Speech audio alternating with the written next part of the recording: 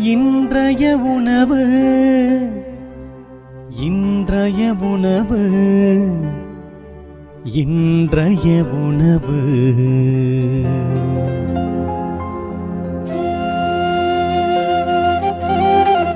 நற்செய்தி வழங்குபவர் தந்தை நிர்மல் ராஜ்.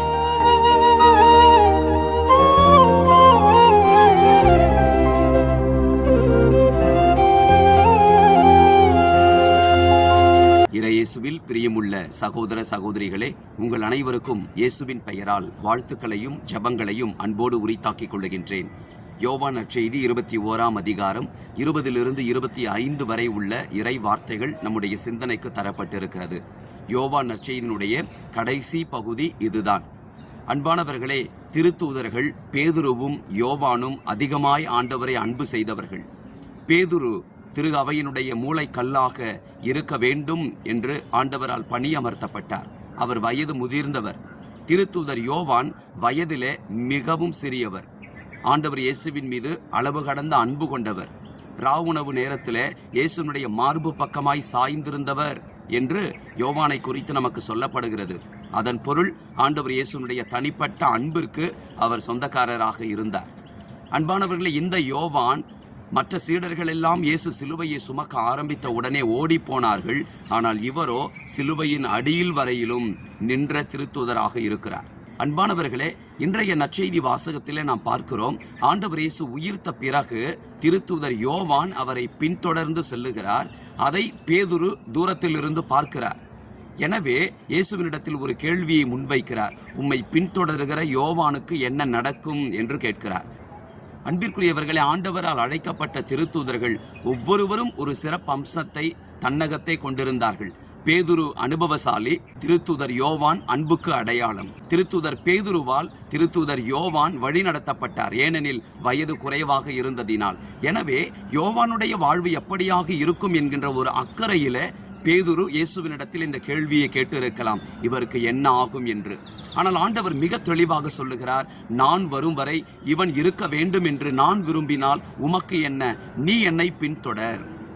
அன்பிற்குரியவர்களை, நம்முடைய வாழ்க்கையில கூட நம்முடைய கட்டுப்பாட்டிற்குள் இருக்கின்ற மக்களை குறித்து நமக்கு அதிகமான கவலைகள் இருக்கலாம். தாய் தந்தையர்கள் பிள்ளைகளை குறித்து, பேர பிள்ளைகளை குறித்து கவலையோடு இருக்கலாம். மரணத்தை நெருங்கி கொண்டிருக்கிற பெரியவர்கள் வயதிலே சிறியவர்களை குறித்த, அவர்களின் எதிர்கால வாழ்க்கையை குறித்த ஒரு பயத்திலும் அச்சத்திலும் இருக்கலாம். ஆண்டவர் இன்றைக்கு அப்படிப்பட்டவர்களுக்கு சொல்லிக் கொடுக்கிறார், நீ உன் வேலையை பார். நீ உன் வாழ்க்கையில எனக்கு சான்று பகிர்ந்திருக்கிறாயா என்பதை பார். நீ செய்ய வேண்டியதை எல்லாருக்கும் செய். அதே வேளையில நீ என்னை மகிமைப்படுத்தி இருக்கிறாயா?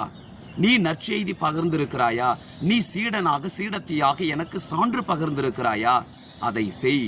அன்பானவர்களை, ஒவ்வொரு திருத்தூதரும் வேறு வேறுபட்ட பின்னணியில அவர்கள் பிறந்து வளர்ந்து ஆண்டவரால் அழைக்கப்பட்டாலும் அவர்கள் போதித்த நற்செய்தி ஒன்றுதான், ஆண்டவர் இயேசு மீட்பர்.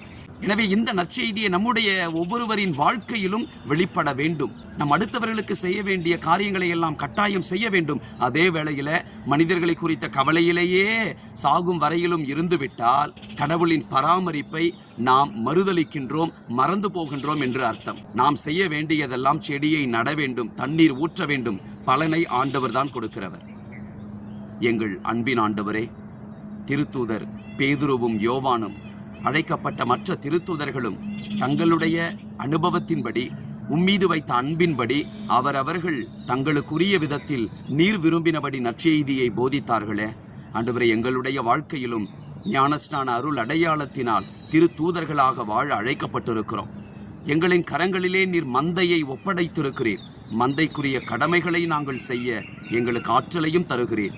நாங்கள் ஒவ்வொருவரும் எங்களுடைய வாழ்க்கைக்குரிய கணக்கையே உம்மிடத்தில் ஒப்படைக்க வேண்டும் என்று சொல்லி கடமையை செய்தோம், பலனை எதிர்பார்ப்பவர்கள் அல்ல என்பதாக நாங்கள் வாழ்ந்திடச் செய்திருளும்.